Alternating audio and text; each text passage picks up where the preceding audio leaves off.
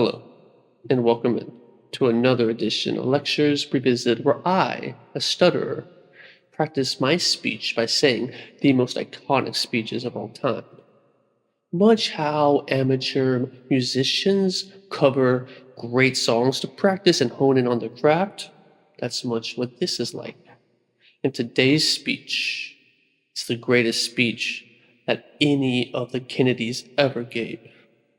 And big hint, it wasn't JFK and it wasn't RFK. It was actually their brother, Tim Kennedy, because this speech is a eulogy of RFK.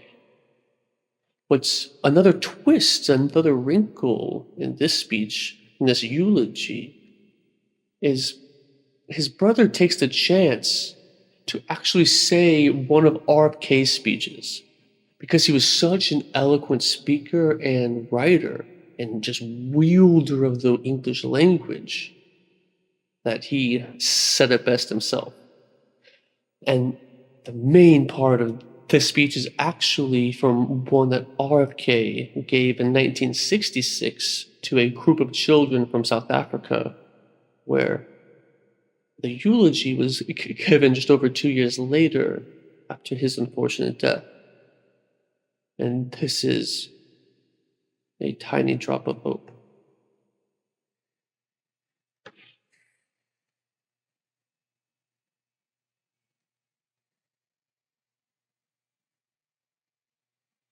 There is discrimination in this world, and slavery and slaughter and starvation. Governments repress their people. Millions are trapped in poverty, while the nation grows rich and wealth is lavished on armaments everywhere. These are differing evils, but they are the common works of man. They reflect the imperfection of human justice, the inadequacy of human compassion, our lack of sensibility towards the suffering of our fellows. But we can perhaps remember, even if only for a time, that those who live with us are our brothers, that they share with us the same short moment of life, that they seek, as we do, nothing but the chance to live out their lives of purpose and happiness, winning what satisfaction and fulfillment they can. Surely this bond of common faith, this bond of common goal, can begin to teach us something. Surely we can learn, at least to look at those around us as fellow men. Surely we can begin to work a little harder and to become in our own hearts brothers and countrymen once again. The answer is to rely on you, not a time of light or state of mind, a temper of the will, quality of imagination, a predominance of courage over timidity, of the appetite for adventure over the love of ease. The cruelties, obstacles of this swiftly changing planet will not yield to the obsolete dogmas and outward slogans. They cannot be moved by those who claim to a present that is already dying, prefer the illusion of security to the excitement and danger of the unknown, of even the most peaceful progress.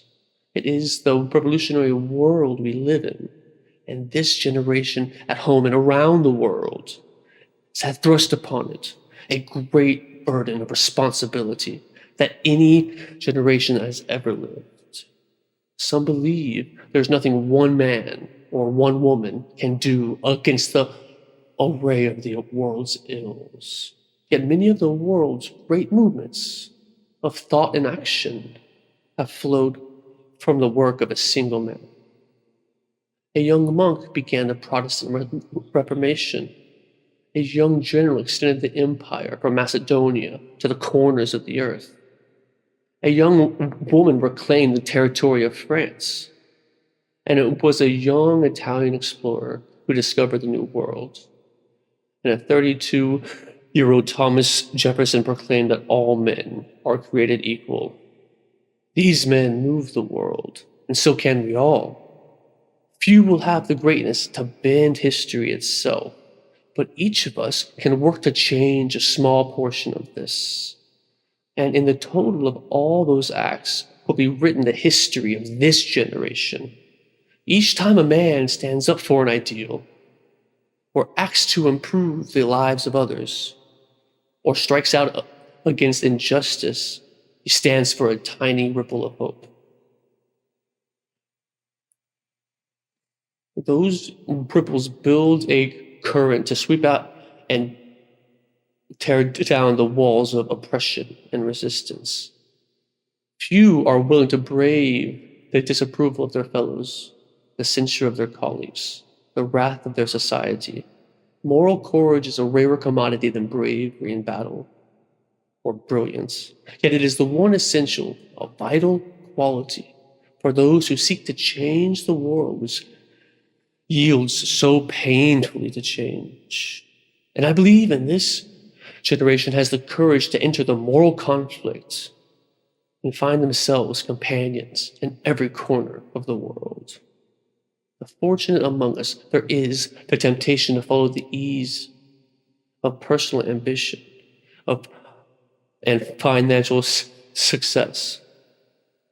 But for those who enjoy the privilege of education, but history has marked out for us whether or not in times of danger and uncertainty, they're also more open to the creativity of men and more time in history.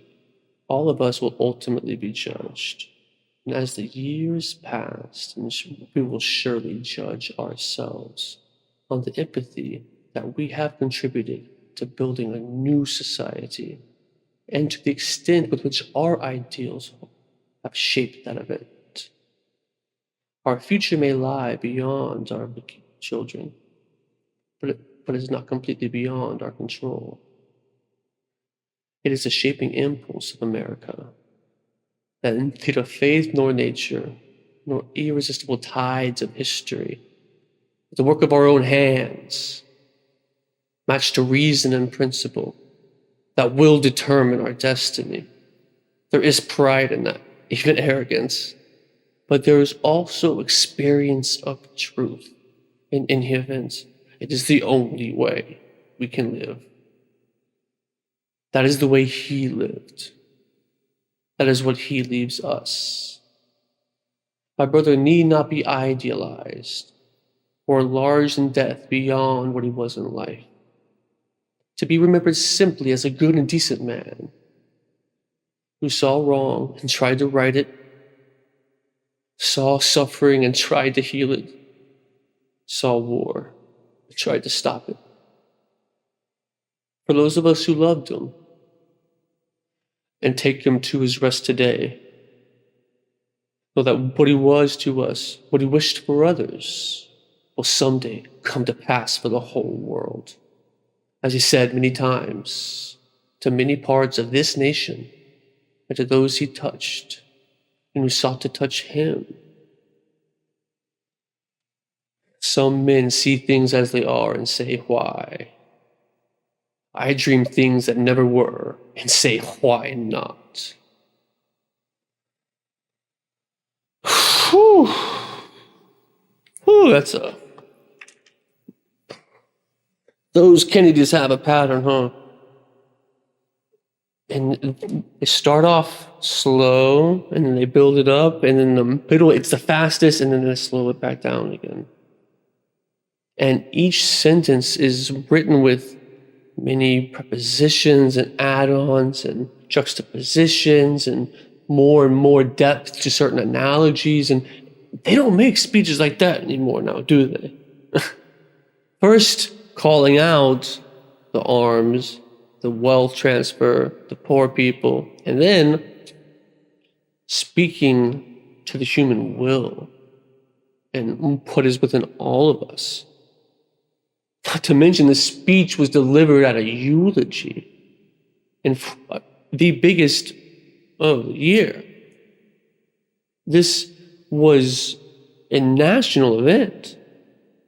And he chose to say one of his brother's speeches, his best speech, the Kennedy's best speech, because I can't even contribute it to one or the other. It's both of them. And it's not even JFK. And he obviously has some great ones, as we've heard and we'll keep on hearing. But this speech, at least so far, is my favorite Kennedy speech.